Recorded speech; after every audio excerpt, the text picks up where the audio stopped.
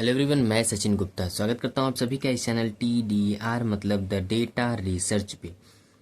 IRFC इस वक्त जो है अभी फ़िलहाल सारी कंपनियों का Q4 का रिजल्ट आ रहा है, तो इसी वक्त IRFC के Q4 का रिजल्ट आ गया है।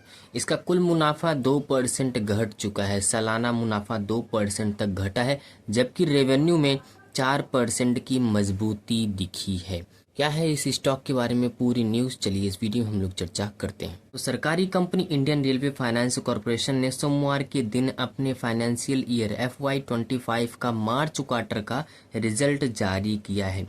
इसने FY25 के Q4 का रिजल्ट जारी किया है और इस क्वार्टर की बेसिस पर इनका रिजल्ट जो है वो सालाना प्रॉफिट, इनका नेट ईयरली प्रॉफिट जो है वो 2.1% गिर कर पहुंच चुका है 1642 करोड़ रुपए के लेवल पर, जो पिछली साल यानी एक साल पहले इसी समान क्वार्टर में कितने का था, 1717.32 करोड़ रुपए का। तो इनका रेवेन्यू जो है प्रॉफिट जो है, सालाना प्रॉफिट जो है 2.1% घट चुका है। जबकि रेवेन्यू की बात करेंगे तो वो 3.8 लगभग 4% बढ़कर पहुंच चुका है 6722.83 करोड़ रुपए पर। मतलब रेवेन्यू इनका बढ़ा है, जबकि इनका नेट प्रॉफिट जो है वो घटा है 2.1%। सोमवार की मार्केट जब तक क्लोजिंग हुई थी तब तक की बात करें तो IRFC में 1.27% की गिरावट दर्ज की गई थी और ये 1.27 गिरावट के साथ यह पहुंच गया था 127 रुपए पर। मतलब ट्रेड कर रहा था, लास्ट ट्रेड प्राइस इसका क्या था, 127 रुपीज़। इसके साथ ही साथ IRFC यानी Indian railway finance corporation company ने बताया है कि बोर्ड ऑफ डायरेक्टर ने उसे FY25-26 के लिए 60,000 करोड़ रुपए का फंड इकट्ठा करने का मंजूरी दे दिया है। तो ये जो FY25-26 के लिए इनको 60,000 करोड़ रुपए का फंड इकट्ठा करने का मंजूरी दिया गया है, वो यूज कहाँ पर होगा, उसका यूज़ कहाँ पर होगा, तो उसका यूज़ किया जाएगा डोमेस्टिक एंड इंटरनेशनल मार्केट में इंस्ट्रूमेंट। कौन कौन से इंस्ट्रूमेंट, जैसे टैक्स फ्री बॉन्ड्स हो गए, टैक्सेबल बॉन्ड्स हो गए, कैपिटल गेन बॉन्ड्स हो गए, उसके जरिए इसको इकट्ठा किया जाएगा। तो ये रही जानकारी इनके फंड के बारे में, मतलब इनका फंड कहाँ पर यूज़ होने वाला है, क्या क्या इससे यूज़ होगा।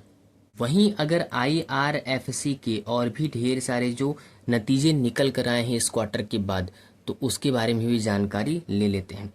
तो IRFC कंपनी ने बताया है कि मार्च क्वार्टर में उसका नेट इनकम सालाना आधार पर 3.8% बढ़कर 6,723 करोड़ रुपए के लेवल पर पहुंच चुका है, जो एक साल पहले मार्च क्वार्टर में ही 6,477 करोड़ रुपए के लेवल पर था। और इसके साथ ही साथ IRFC यानी इंडियन रेलवे फाइनेंस कॉरपोरेशन का सालाना खर्च भी बढ़ चुका है और ये बढ़ा कितना है, 6% बढ़ा है। 6% से बढ़कर ये पहुंच चुका है 4,760.67 करोड़ रुपए के लेवल पर। और अब बात कर लें इनके IRFC के EPS की, अर्निंग पर शेयर की, तो वो भी 1.29% के लेवल पर रिपोर्ट किया गया है, जो क्वार्टर के आधार पर पहुंच चुका है 3.2% के लेवल पर। ये जानकारी रही आज के IRFC का Q4 के रिजल्ट के बेसिस पे। लेकिन वीडियो के एंड में हम आपको डिस्क्लेमर दे देना चाहते हैं कि ये वीडियो सिर्फ और सिर्फ एजुकेशनल पर्पस के लिए था। अगर आप किसी भी स्टॉक को बाई, सेल या होल्ड करना चाहते हैं तो खुद का रिसर्च और खुद का एनालिसिस जरूर करिए, उसके बाद ही किसी स्टॉक को बाई, सेल या होल्ड करने का सोचिए। तो चलिए मिलते हैं अगले वीडियो में, तब तक आप लोग बिल्कुल स्वस्थ रहिए, मस्त रहिए, अपना अपने परिवार का और इस देश का भी ख्याल रखिए।